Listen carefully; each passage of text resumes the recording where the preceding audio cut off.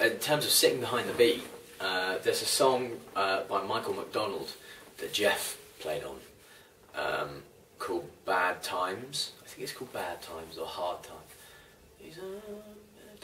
It's called Bad Times, I think. And it's Jeff, I think it's Lenny Castro on percussion and Jeff on drums, Jeff Porcaro on drums. And in terms of sitting behind the beat, it's so gracefully laid back. Not laboured at all, doesn't sound like it's slowing down or it's dirgy. But he's so in the pocket, he's so behind the beat and groovy that it's just disgusting. It's an amazing, amazing song. It's and it feels like the snare drum's never going to come. I mean, it's not like dead in. It's and it sounds like this. It's just a brilliant song in terms of if you want to listen to drummers that can play really in the pocket and really behind the beat. Him, Steve Jordan, Carlos are great guys. The second track would have to be Country Road by James Taylor. Mm-hmm. It's on a double album called James Taylor Live, and Carlos is on it. It starts with a little bass solo with Jimmy Johnson, and James is playing a little finger picking guitar. And Carlos constructs the tune and moves the tune in the most incredible way, like I've never seen before, or really since. I mean, just from literally playing on different parts of the hi-hat, using different stick techniques on the hi-hat, playing the edge of the hi-hat, playing on the top of it, from rim clicks to buzzing on the snare drum to full-on backbeat.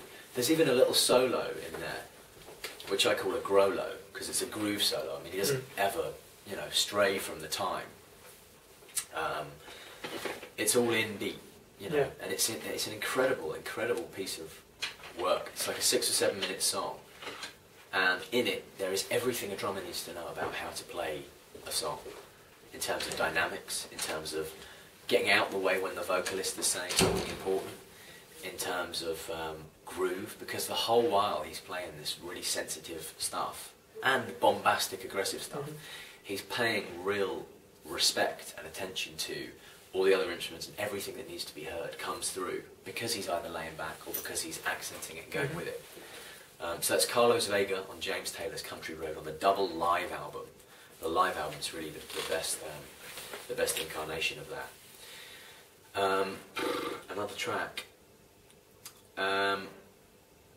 Just not because I think it will help anybody, but just in terms of technical blowing. I remember when I was a kid, I was far too young to understand it. I got Dave Weckl's Hardwired album, and the title track Hardwired is really still, I think about 20 years ago it came out. Maybe it would have been early 90s. I guess maybe 15, 20 years ago it came out. And the title track had a sort of effect on me that I was like, I have no idea what this guy's doing and I'm too young to understand what's doing, but it will come clear one day. And it did, and it's an incredible, I don't think it will particularly help young drummers if they go out and listen to it. Maybe to be wowed and inspired, but I wouldn't recommend trying to play along to it or anything like that unless you're feeling really brave. But there's loads of other music, like I Feel Good, the James Brown song. There's no snare drum in that. Everybody, when I see covers bands or function bands play that, they all go boom, and it's all rim click. It's all rim click, that song. So I Feel Good and Sex Machine. I mean, to hold a groove like that and not stray from it for 4.5 minutes or however long the song is brilliant. There are no fills in it. There's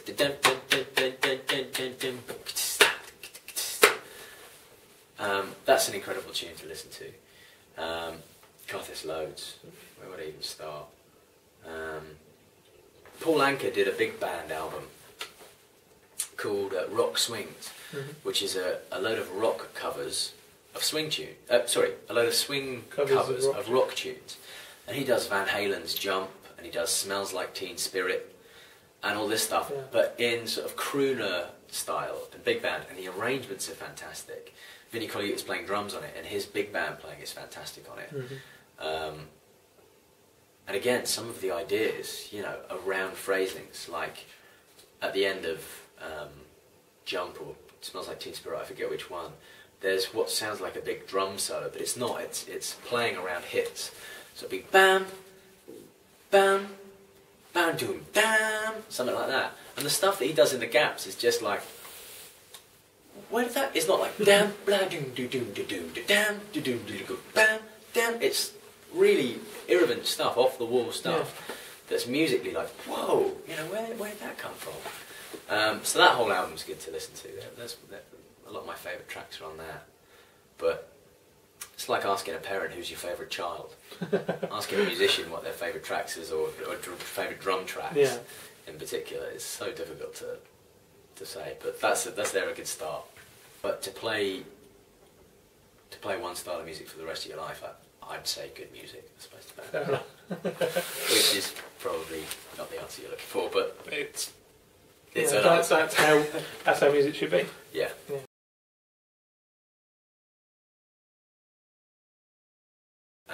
But not only Drum Heroes, just like as a guy as well. He was here on Friday. He was here on Friday. He was at the Institute. I saw him on Thursday and over the weekend. He was at the Institute on Thursday. No, beg your pardon, Drum Tech on Thursday. And yeah, he came here on Friday and was there over the weekend. But you were around him for a bit, right? Yeah. And what was he like? He's just thoroughly nice to be around. And he plays drums good as well. Yeah. Okay, so my point is, I would hire Greg. I'm a drummer, and I would hire Greg on a session just to come in and bring up the mood. Yeah. Because he's not like, oh god, what time are we going home? I need to go and pick my kids up, or I need to go and do this, or this music is terrible. You know, he'll find something good in everything, and he'll bring a positive energy to it, and you just want to be around it. You know, cracking jokes, or when it's appropriate, cracking jokes, and you know, brings the goods, can really, really play. And that's important. If you want to be a good drummer, you want to be somebody who works a lot, you have to be good. There's no way around it. Because as nice as you are, and as networky as you are, and as many people as you schmooze, and as many mates as you've got who can put you into gigs, if you can't play, you'll get found out. So playing is a given. You really have to work hard at that. But beyond that, lots of people in London can play. Lots of people anywhere can play. The next step is being somebody that you can be around. You know, I'm very chatty and very talky, and I have to be super aware of when and where your contribution's either needed or when it's not, or you know, just one of my best friends in the world, Benny, who's a bass player. We did this Olly Murs tour, and it was all in all, it was about 7 or 8 months of work, and during the long tour part of it, 80 odd shows, we were on a bus for some of it, and then we were in hotel rooms for some of it, and in about 88 days I was never further than maybe that from Ben. Honestly, really, I'm not kidding.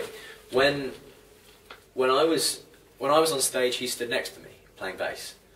When I was in my bunk asleep, he was in the bunk above me. You know, about that far away. Yeah. When I was in my room when we were in hotels, he was in the room next door on the booking list. When you're in a town and you're going out, we'll go out for a run together, we'll go out to the shops together. So you have to be acutely aware that if you are the best drummer in the world, but nobody can stand to be around you, you won't work. If you turn up to a gig and, oh, there's cucumber in these sandwiches and they're horrible, or, you know, it'll get draining really quickly. So I know some great drummers who aren't working because they have difficult personalities, you know, and that goes with all musicians, not just drummers. Yeah. You know, at the end of the day, you've just got to be. It's amazing. People, like I said, people give you money to play the drums, so you've got to be positive and really thankful for it, and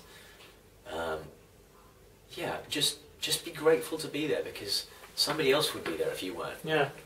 You know, and just be a decent human. Just know when to give people their space, know when not to, know when it's your time to interject, know when, okay, this room everybody feels a bit cheesed off and it's been a long day, so let's do something to lift everybody, to bring everybody up, you know.